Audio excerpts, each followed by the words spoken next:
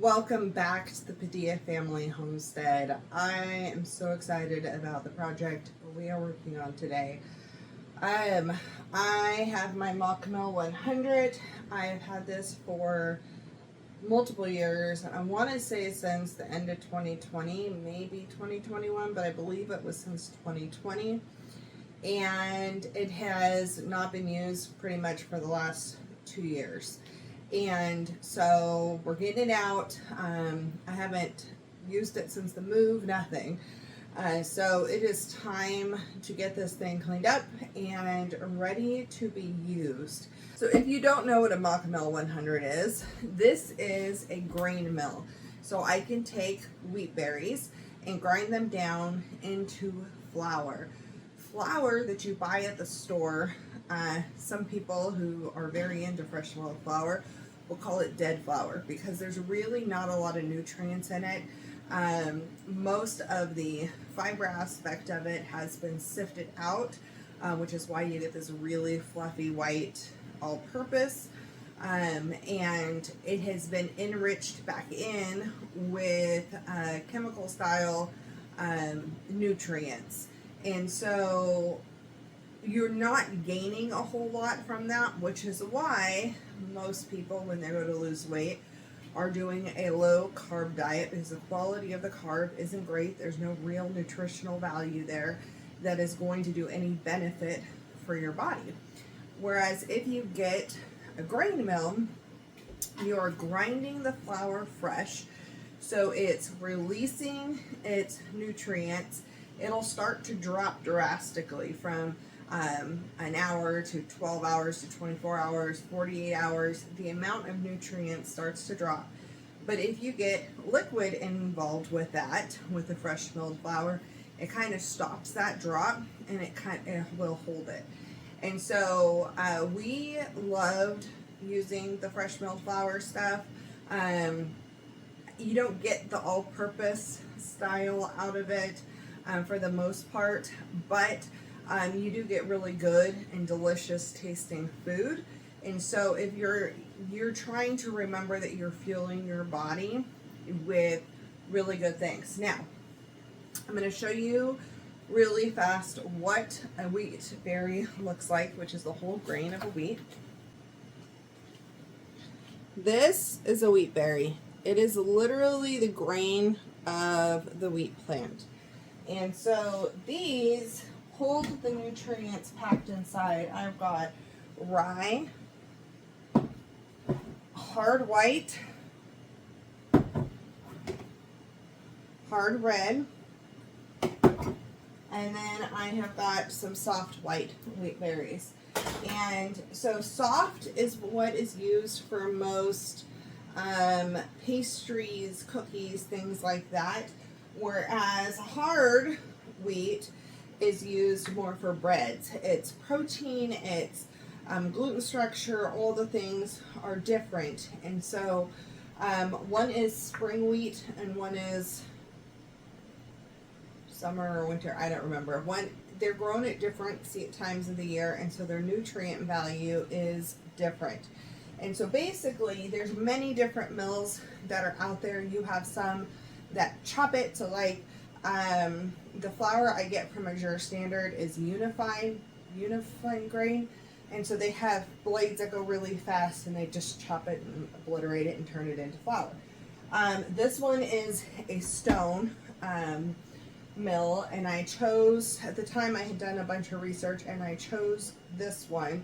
The one thing, this shoots out and it goes into a bowl so flour can poof up.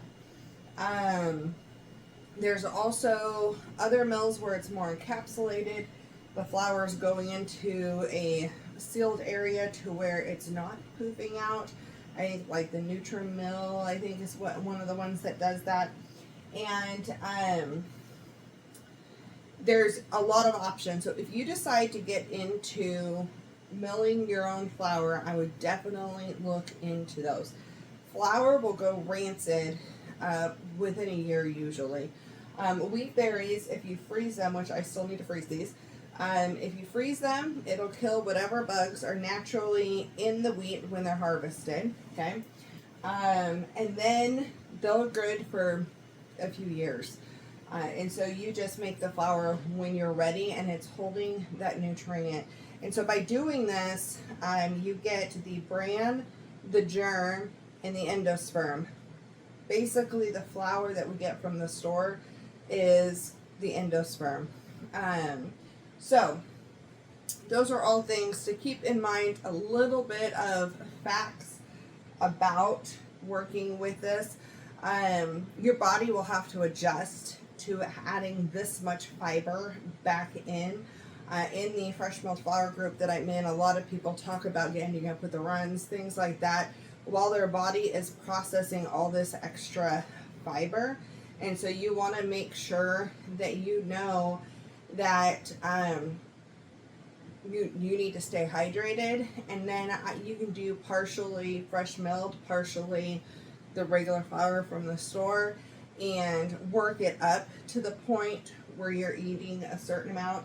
Some people who have gluten sensitivities can eat fresh milled ancient grains, so like spelt and einkorn and things like that, without getting the same reactions, whereas my daughter still has issues. And so wheat is very different now. The commercial wheat is very different than what it was back in the day when our ancestors would eat wheat. The other cool thing is these wheat berries can be turned into cereal. A lot of this wheat is in that 9-grain cereal mix. And so you can use them as a cereal. You can use them as a grain in a bowl, like a Greek style inspired bowl. And there's just a lot of things you can do with a whole grain. And then obviously everything you can use flour for.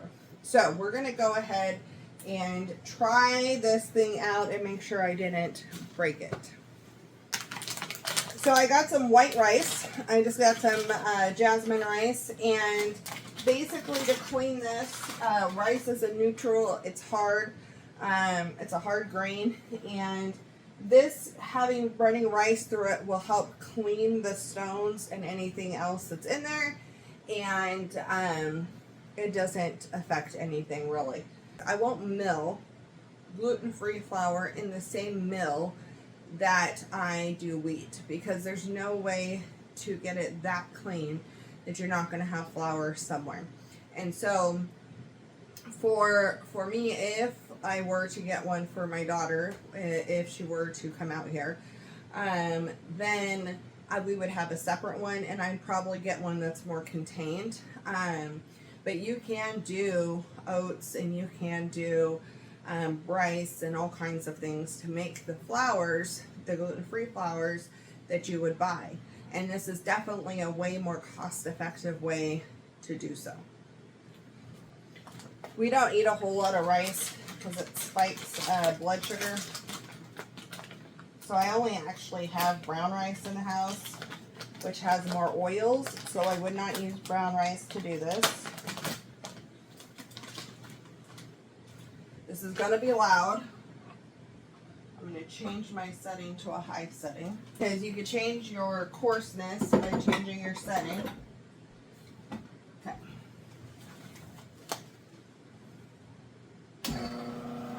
Ooh, pooped out flour.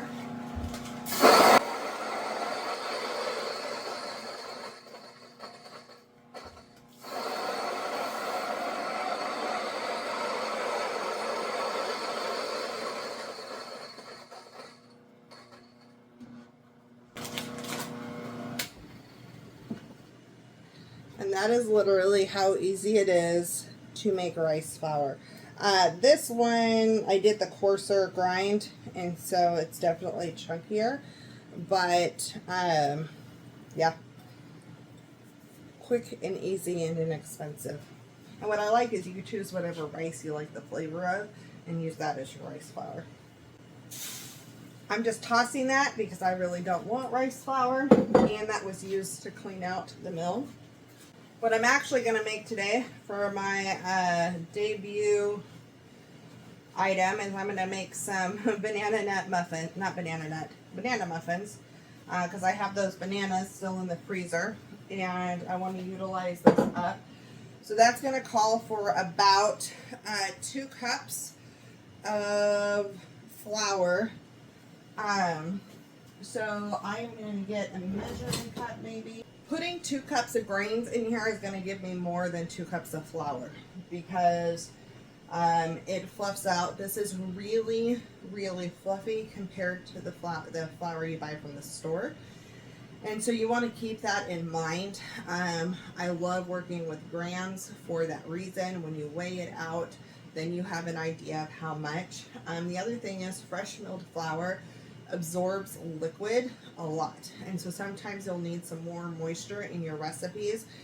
So I'm going to make this batter and I'm going to let it sit and let it kind of absorb up. And then I'm going to bake it. And we're going to get the best results with that. Fresh milled flour and sourdough, good. I'm going to try to start switching over.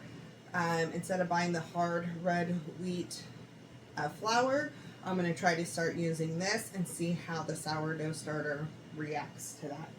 Okay, so I need soft white because I'm doing muffins. And I'm going to go ahead and bring you guys in closer so you can see this mill. If you have any leftover flour, then what you would do is store that in the fridge. And that's going to help it.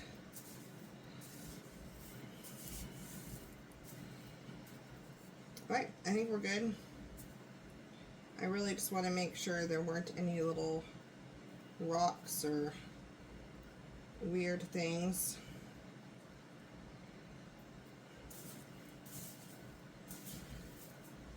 Alright, so we're going to go ahead and turn this on.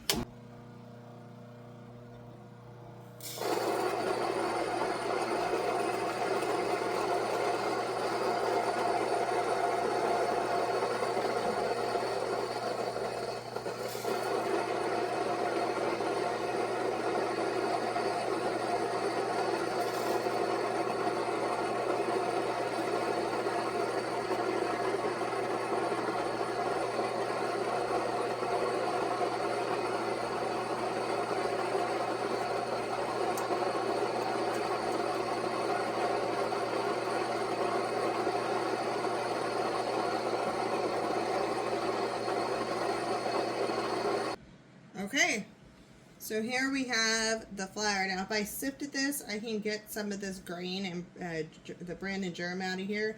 But again, I'm not going to do that. These are for muffins. We're going to be totally fine. Okay, so to make my muffins, I'm going to go ahead and I'm going to add 3/4 cup sugar and 1/2 cup softened butter.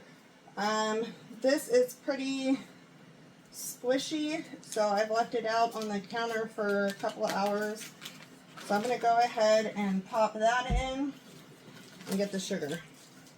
Okay, so I'm going to share with you the recipe. It is 3/4 cup sugar and 1/2 cup of butter softened. I should have softened the butter more than what I did. I realized that too late into this, but you want it a lot softer.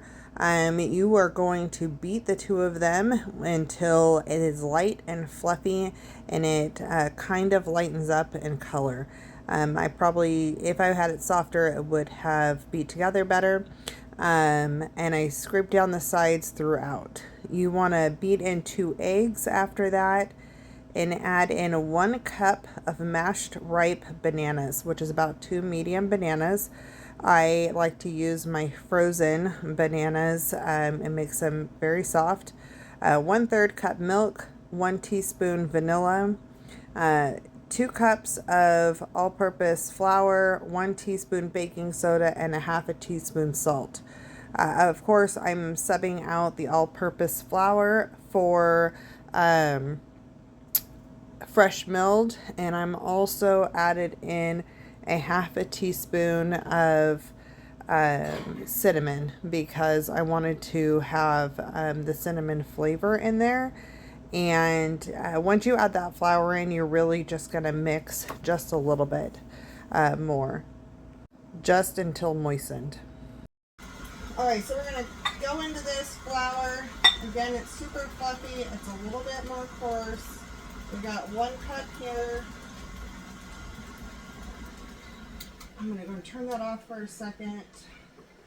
I gotta get that stuff off of there. So one, I'm just going to do the rest of it. That's going to be two.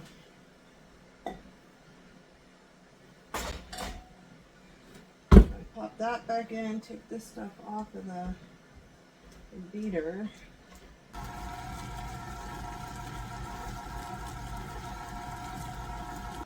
We're going to preheat to 350. So this is meant to be banana bread, but I'm going to turn it into banana muffins. I want to make sure that bottom really gets scraped and inputted. So it's pretty coarse right now, but we're going to go ahead and let this sit while the stove preheats. The recipe called for preheating ahead of time, but I want this to sit and absorb some for the best texture. So I'm going to go ahead and leave that be.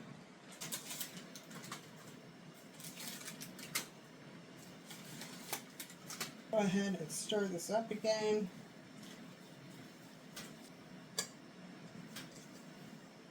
So we're almost at the point of being at 350. We're at 340 right now. I'm going to go ahead and scoop this in.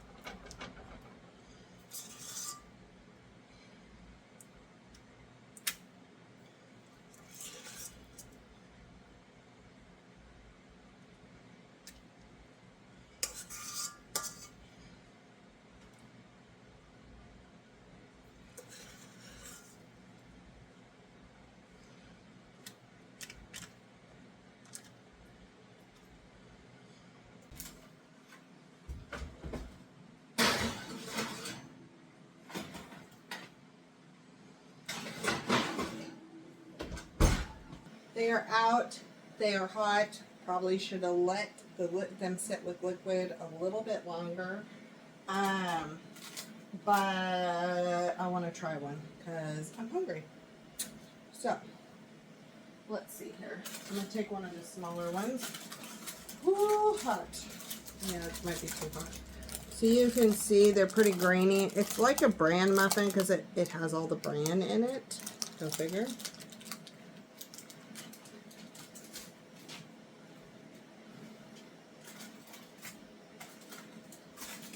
I pop one of these open, get it out of the wrapper.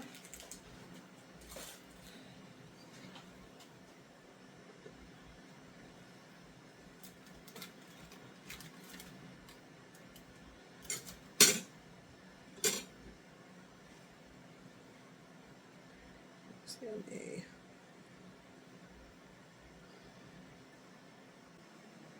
This is good.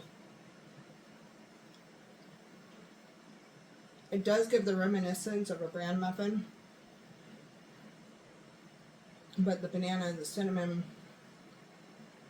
I think I needed to let it sit in that liquid for a little bit longer.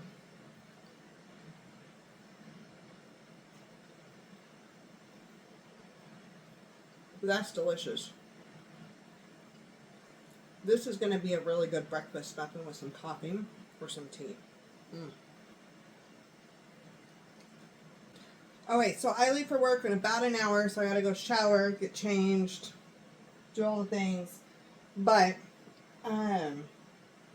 this tastes delicious, and it's actually really healthy for you. There's so many nutrients in this muffin right now because of that fresh milled flour. Mills are fun. It is a learning curve. I'm really happy with these. maybe making a selection of muffins to pop in the freezer for easy breakfast. Or if people come over, easily pop something out and warm them up.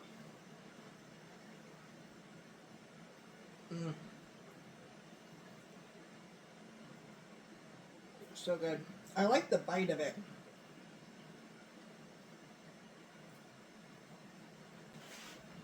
I hope you enjoyed and wish me luck as I jump back into the world of fresh mulled flour.